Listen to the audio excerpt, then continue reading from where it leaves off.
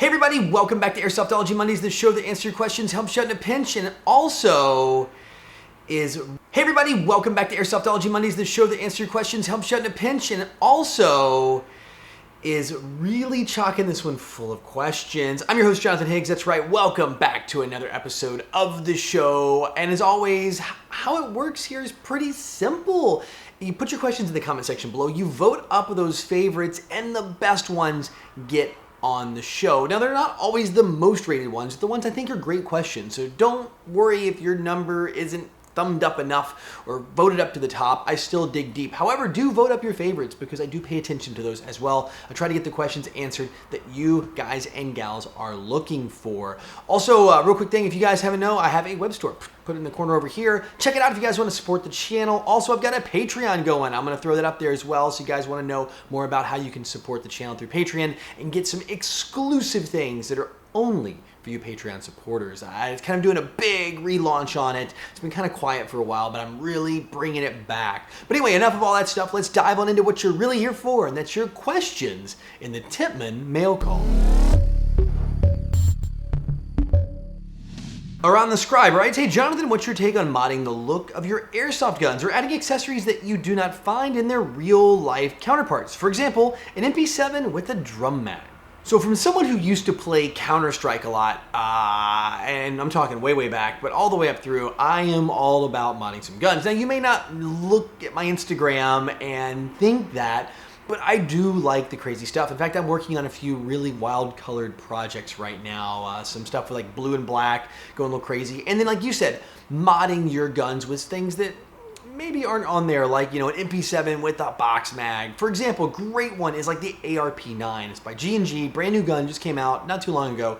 If you guys are watching this, right close to when it was released, and I think that's a cool gun. It's not really a real gun in real life. It's kind of this little PDW. They came out with this box mag for it, and I think they did a fantastic job putting it all together. So yeah, I think the ARP9 is definitely something that's super cool, and along the lines of what I think. Also, a lot of the stuff you find with the Speedsoft crowd, all speaky-ish kind of thing, some really neat looking things over there. Personally, I'm cool with like doing some like Destiny 2 kind of style guns or going crazy with the box mags on stuff when you do need those things and your field allows them. So yeah, go for it. Remember, this is Airsoft. Don't ever let anyone tell you how to load out your gun, what you should dress on the field, as long as you're dressing within the field rules. And, you know, play the way you want to play. This isn't Speedsoft versus Milsim versus Skirmish. This is all of us running around with, let's admit it right here, toy guns with plastic BBs and shooting each other. I mean, that's ultimately what it is. And some people, I think, do take this a little or a lot too seriously. So yeah, have fun. It's a sport. It's a hobby. It's all of us here doing the same thing, what we love. So yeah, go crazy, paint your gun, throw a box mag and MP7, and don't let anyone ever tell you it's wrong. Softstop writes, hey John, do you have any idea of when or if I could grab myself a Tokyo Marui Glock 18C in the United States? All right, Softstop, bad news for you. Bad news. You're not gonna be able to get one. In fact, if you thought it was hard before, it's going to get worse now. Before, it was just Glock kind of making sure that there were no illegal copies of anything in the United States. And now you have a licensed company like UMREX that's going to be doing their best at doing the same thing, which is their job. There is absolutely nothing wrong with that. In fact, it is the right thing to do, is to lock all those down. Now, unfortunately, guns like the Tokyo Marui Glock 18C get lost. I think it is a fantastic pistol. I have owned one myself. It is a shame that those will be incredibly difficult to get into the United States, and you will honestly be like violating trademark and copyright to get that thing in here. So yeah, for me, it is unfortunate. I don't see, and we were talking about, if you guys don't know, we're talking about the Glock license has now been allowed to be sold commercially in the United States, and UMREX USA or UMREX Worldwide has it. Elite Force will be bringing it in the United States. It's a shame, but Tokyo Marui will never be on the list of companies to do that. They really focus on Japan and some of the Asian markets where trademarks don't really matter. It's not a thing. It's not a problem or concern. They're not going to make a product for the United States, and I don't see Umarex going to Tokyo Marui to make that happen. So it's going to be another company, maybe a few different companies. I don't know. We don't know yet. As soon as I find out what's going on, I will let you know. But on that case, yeah, it's kind of stinky. It's kind of bad news. I wish I had better details for you, but unfortunately, no dice. Zach Kendall writes, hey Jonathan, what are your thoughts on an airsoft version of a taser? I'm shocked you'd ask this question. Okay, I know, that was a really terrible, bad joke. Anyway, I'm not going to edit that one out, but it was terrible, and I do apologize. I could just hear the unsubs, like right now. Unsubscribe, bad joke, gone. Anyway, no, on this one, you know, I think obviously you would never electrocute somebody in airsoft, and then physical contact's not really encouraged, although we do use rubber knives. Some fields allow them, some don't.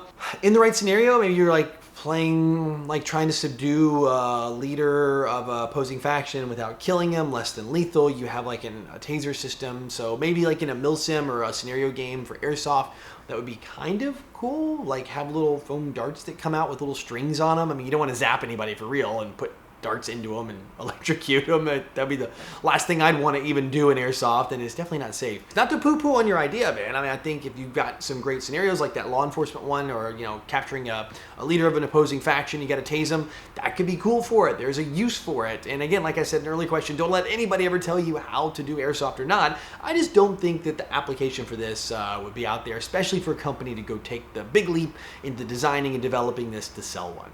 Lane Daly writes, what happens if you plug your airsoft gun into a wall charger and a 1-volt, 2-volt smart charger? Will it shoot or will it break the gun?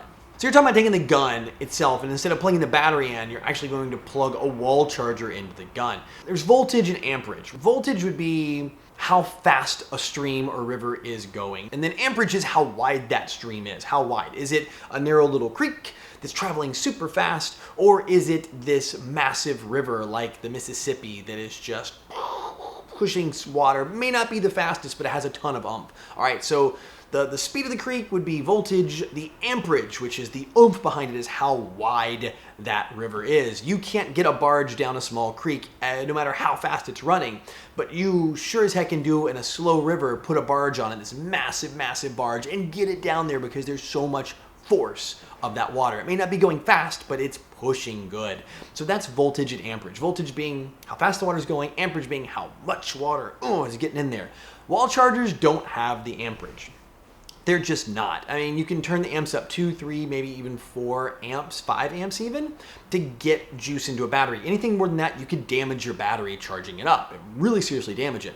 An airsoft gun, some of them with big motors can take 70 or 80 amps to get that motor to turn over. An average pull, I think, is like 30 or 40. I know you some geeks out there. I'm just kind of guessing on an average pull, 30, 40, 50 amps, maybe 30 amps, to actually get your gun to pull and turn over. A wall charger is not going to deliver that. Now, there are constant power sources you can get for airsoft. A lot of airsoft shops have these to test guns, quality control them before they go and leave the shop. So yeah, the problem with the wall charger is you're not gonna have the amperage. You could cause some damage actually, probably to the wall charger more than anything than your gun. Your gun just isn't gonna have enough juice to do anything. It may kind of wiggle just for a split second, kind of, you know, something. I don't know. Personally, I wouldn't try it. I wouldn't risk it and all that. But if you did do it, it's probably not gonna do anything except maybe cause some major problems with your wall charger.